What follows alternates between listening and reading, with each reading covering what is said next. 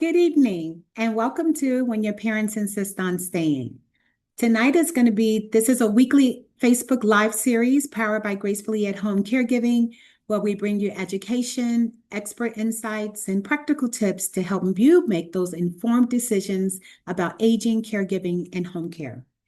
My name is Tammy Sermons. I am a registered nurse, elder care consultant, and certified dementia practitioner. Every day, I serve as Chief Caregiving Officer of Gracefully at Home Caregiving and the Area Director of the Southeast Florida Elder Care Planning Council. It is an honor and a privilege to be here tonight. Tonight is episode 4 of our series, When Your Parents Insist on Staying. Episode 4, we're going to talk about the role of the family caregiver. Right? So many of you who are tuning in, whether you're watching us live or whether you're going to be watching the recordings, you are family caregivers or you know someone who's a family caregiver. And we know that being a family caregiving doesn't happen by planning, right? It usually happens by accident. All of a sudden you wake up and you're a family caregiver. So tonight we're going to talk about what's the role of being a family caregiver. And we're going to talk about a few aspects of what's involved in being a family caregiver. So the first thing I want to ask you to do is if you're on here live, like and share. If you're watching the recording, send it to someone who you may think this may be able to help. We're here to serve. We're here to give you the resources and information that you might need on this family caregiving journey that you may be on. So, first thing we're going to talk about in the role of family caregiving is the emotional and psychological support that you need to be able to dispense while you're in this role, right? And what you'll need for yourself.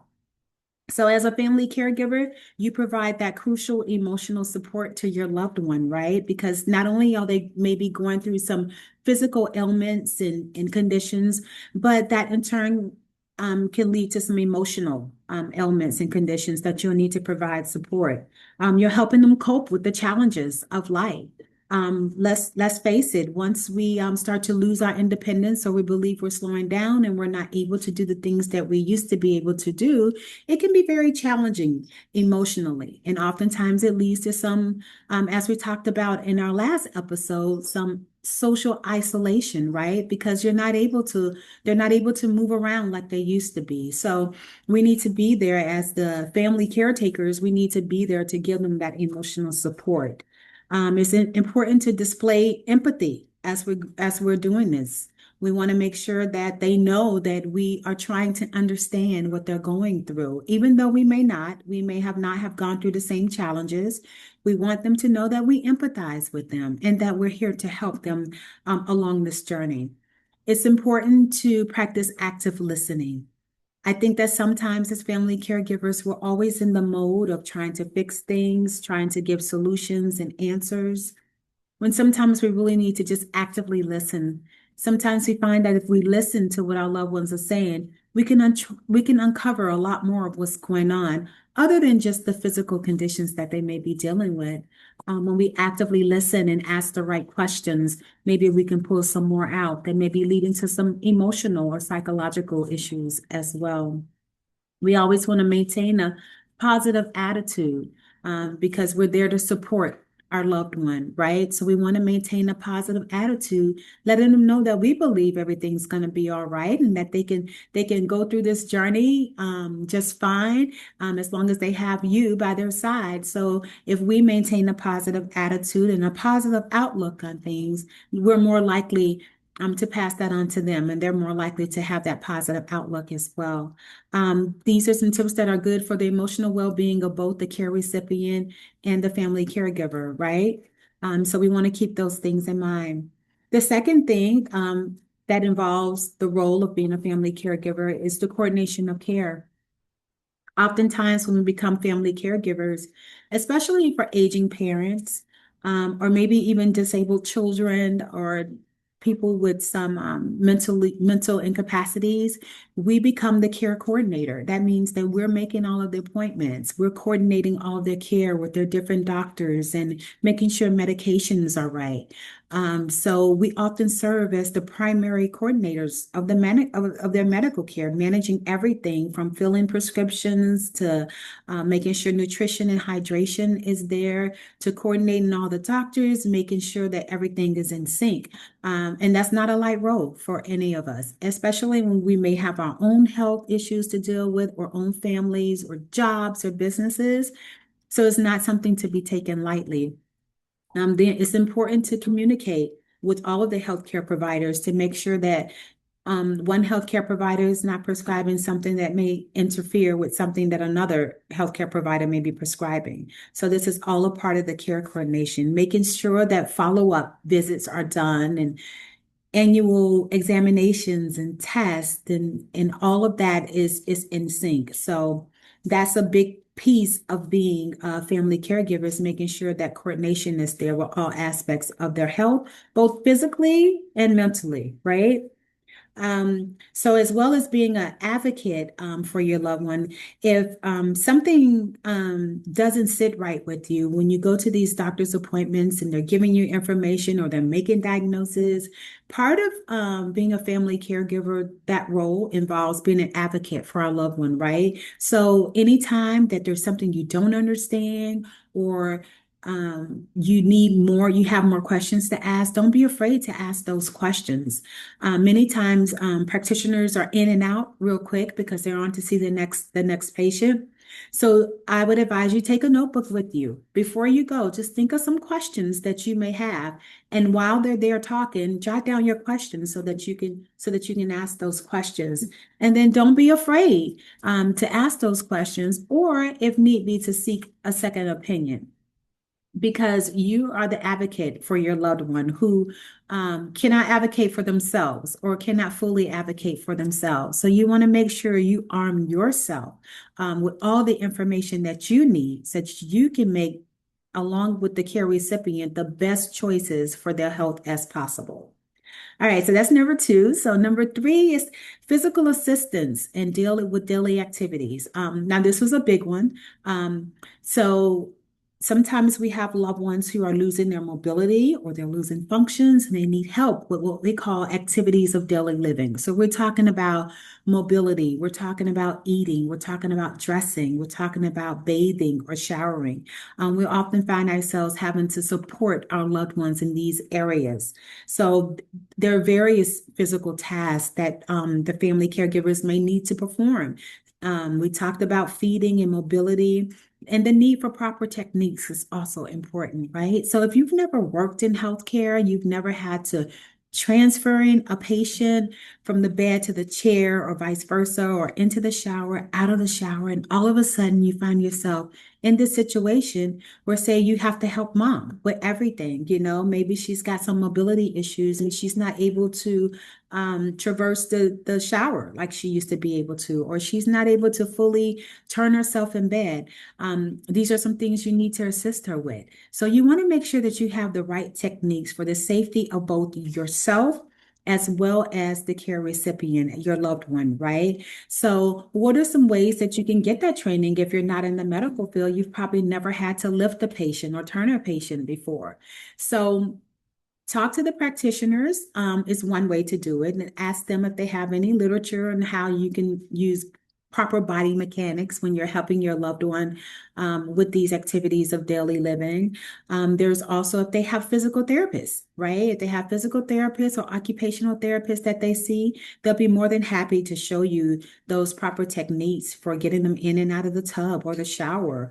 Or if there's a side of their body that doesn't work as well, they're more than happy to teach you how to use things properly so that they can get good mobility and good balance.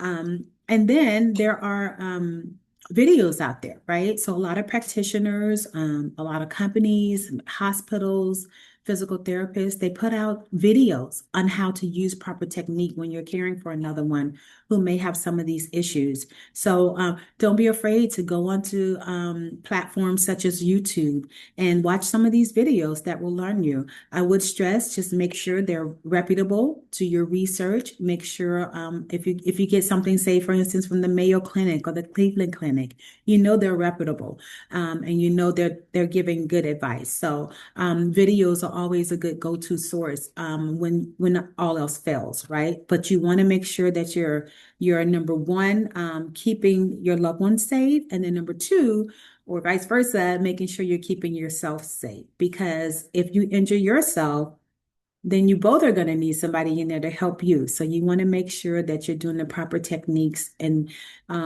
when you're helping them with these daily activities, especially lifting, transferring into and out of the shower and bed. All right, so that's number three. So number four, navigating resources in your support systems. There is a plethora of resources out there for you. There are support groups for you to join. On social media platforms, there are different support groups for you to join. Again, I would caution, just make sure that these are reputable. Make sure it's something that you want to be a part of and something that you feel comfortable sharing, right? Many times in these communities, you have people who have been being family caregivers for a while. So they have great advice to offer. They have things that they have learned along the way that can help you out. Um, Respite programs, seek out respite programs. A lot of these assisted living communities around the states, they have programs that offer respite care. So it would be a good idea to look into those type of things to see what services they could offer. Daycare services is another one. You can look into daycare services, maybe just to get a break for a day or two, so that you can take care of yourself and take care of your business or whatever you need to do. But tap into your resources. And if there's specific resources you're looking for, if you want more information on resources, just drop a comment. We look at the comments at the end of these. And so just drop a comment and let us know you want some resources, and we'll be in touch with you so that we can get you more resources. But our main thing is we don't want you to think that you're alone in this. There's a lot of resources out there that can help you along this journey. And then the fifth one and final one we're going to talk about is self-care for yourself. Oftentimes, when we're in this role of being a family caregiver, our loved one who's receiving the care, that's our focus, right? That's our first priority. We put all of our energy, all of our time, all of our effort into making sure they have what they need, that they're safe, that they're comfortable, that we're managing what's going on with them, right? So that they can be, like I like to say, age as gracefully as possible, right? And oftentimes in the midst of that, we're the last ones to think of ourselves. I can attest to this as being having been a family caregiver before for both of my parents at different points. Um, all you want to do is make sure that they're okay. And oftentimes that means you put yourself on the back burner. And that means sometimes we neglect ourselves. We neglect our nutrition. We neglect our hydration. We neglect our own medical appointments and screenings and checkups, because we're so focused on making sure our loved one is doing okay. But there are studies that show that upwards of 40% of family caregivers usually get sicker and with a chronic illness when they're caring for someone. And that's because we neglect our own selves. So it's important for us to take time out to really listen to our bodies, to really check in with ourselves, to see how we're doing physically, emotionally, psychologically, and then take those necessary breaks. When we tap into these other things that are resources that are out there for us, like the respite care, like daycare, that will give us an opportunity, right, to take care of ourselves. So we can go to those doctor's appointments that we've been putting off because mom has a slew of appointments we can't miss, right? So we can go to the spa and just take a day or a half a day or a couple of hours just for ourselves, for our mental and our physical well-being. Because if we're not physically and psychologically and emotionally well, we're not really doing that well for the person that we're caring for. So we need to be as well as possible. in all aspects of health so that we can show up as our best self for our loved one that we're taking care of. Um, and they'll be more appreciative of it. And your body will thank you, your mind will thank you, and you'll be able to deliver better care for your loved one. So those are the 5 things that I wanted to talk to you about this evening, in the role of the family caregiver.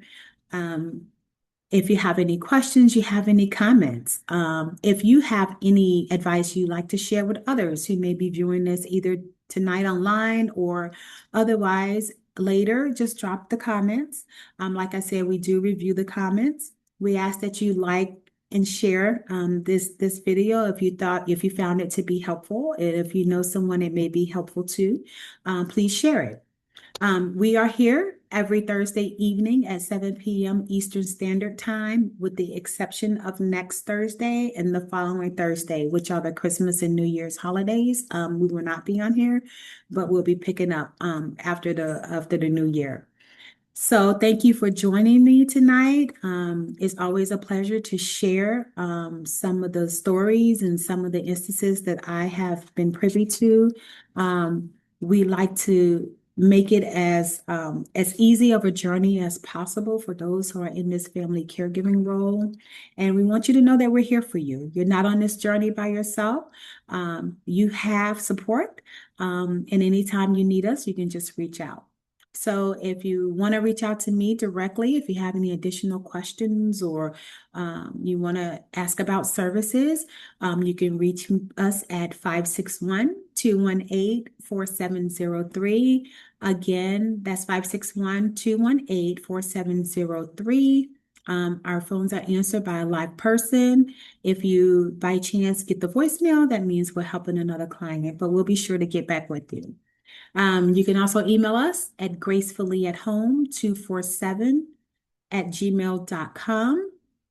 And you can visit our website at www.gracefully@home.com. Again, thank you all for joining us this evening. We hope to see you in the new year. Until then, have very happy holidays. Be safe, and always tell the ones that you love them every opportunity that you get. That's all for tonight. We'll see you next time. Take care.